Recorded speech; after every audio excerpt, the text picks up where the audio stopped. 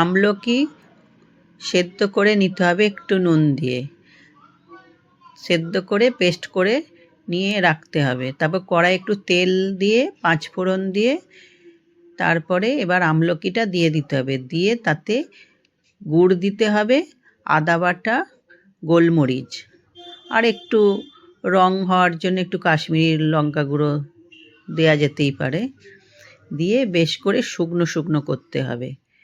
করে খুব শুকনো হয়ে গেলে সেটা নামিয়ে রাখতে হবে। তারপরে এবার হজমিগুলির মতো বল বল করে নিতে হবে।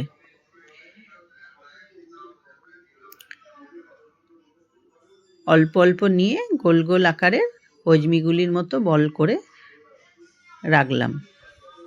সারা বছর এটা একটা করে খাওয়া যেতে পারে। এতে শরীর খুব ভালো থাকে, সর্দি কাশি খুব ভালো কাজ দেয়।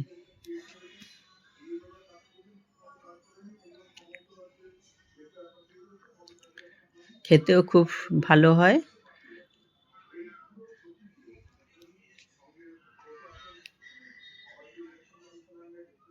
হয়ে গেল হজমিগুলি আমলকির।